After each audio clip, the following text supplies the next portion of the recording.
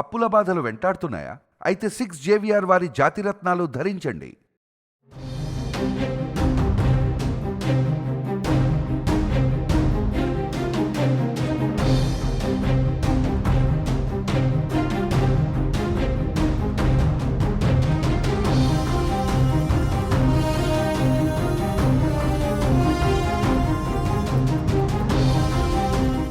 Tollywood comedian, villain actor fish Venkat తుది శ్వాస విడిచారు. టాలీవుడ్ లో ఎన్నో సినిమాలలో విలన్ పాత్రలలోనూ కమీడియన్ గా నటించి ప్రేక్షకులను మెప్పించిన ఫిష్ వెంకట్ కొన్ని రోజులుగా హెల్త్ ఇష్యూతో బాధపడుతున్నారు.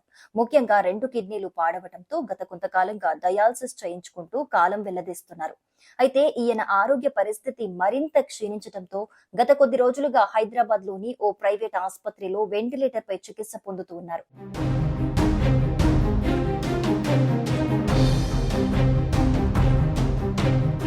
అయితే ఈయన చికిత్స కోసం ఎవరైనా సహాయం చేయాలని ఆయన భార్య, కుమార్తె అందరినీ వేడుకున్నారు. ఇక ఫిష్ వెంకట్ వెంటిలేటర్ పై చికిత్స పొందుతూ ఆయన ఆరోగ్యం మరింత క్షీణించిన నేపథ్యంలోనే గత కొద్దిసేపటి క్రితం కన్నుమూశారని తెలుస్తోంది.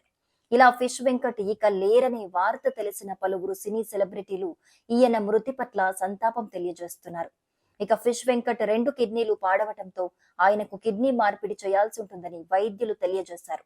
అయితే కిడ్నీ మార్పిడి కోసం సుమారు 50 లక్షల వరకు ఖర్చవుతుందని, అంత స్తోమత తమకు లేదని సినిమా ఇండస్ట్రీలోని పెద్దలు, ప్రభుత్వం ఆదుకోవాలంటూ ఆయన కుటుంబ సభ్యులు సహాయం కోరారు. ఇలా ఫిష్ వెంకట్ కుటుంబ సభ్యుల కోరిక మేరకు పలువురు సినీ సెలబ్రిటీలు ఫిష్ వెంకట్ కి హెల్ప్ చేశారు.